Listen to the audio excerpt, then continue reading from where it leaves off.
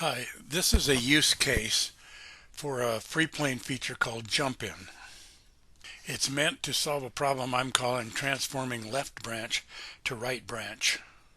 An explanation for what you're seeing here, this is Freeplane with two map views open, one here and one here. And I'm in full screen mode, so there's no menu up here, there's no toolbars, but we can access anything on the menus with Control F1. That's command search, and make sure this is checked here. This map is designed to be a road map as we go through the video. It's in outline mode, and I have spotlight turned on. And in this map view we'll demonstrate this use case. On the right side of this map I have branches that I use all the time. On the left hand side I have branches that I don't use as much. So this branch is a wish list, and Logos is a Bible study software, and this is an author I like, Gordon Fee. And here on wish list I'm going to turn on a filter that hides everything else so we won't be distracted.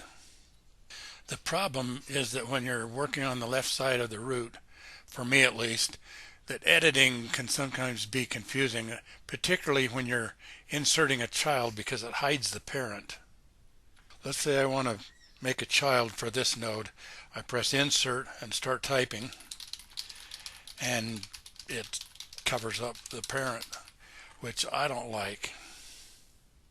And if I tried to drag it to a different position, it'll let me make it on a child side. It'll let me drop this on the sibling side, but over here it won't let me drop it. That's because just a normal note in a mind map has two sides, one for the children and one for the parent and all the other ancestors. It's only a root node where I could drop this on either side, the left side or the right side. But I don't want to drop it there. I want to keep it with this Gordon Fee branch. So I'm going to press Control Z to get rid of that. But this is where Jump In comes to the rescue, because it creates a temporary functional node which can have children on both sides. So back on the Gordon Fee node, I'm going to press Control F1, bring up command search. I've typed in the word jump, and here's our choice. The tooltip says change view root node.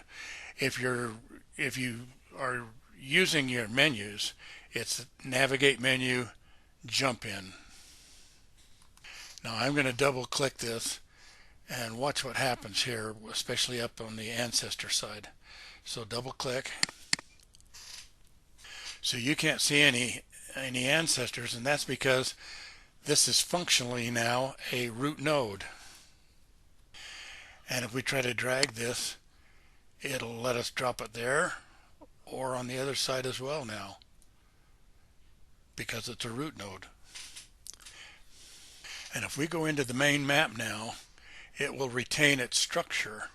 So I'm clicking here, and I'm just using a keyboard shortcut now to jump out. And you see back in the main map, this is no longer a root node. A map can only have one root node unless it's in jump in.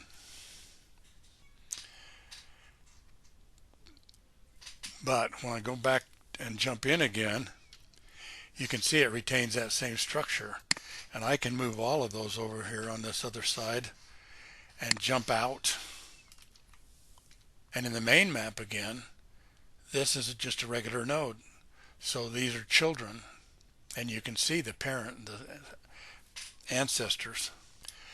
But I jump back in again, and it's retained that structure. And you can have as many of these as you want, and as many of these jumped in nodes with its own root. In a large map you could have hundreds of them.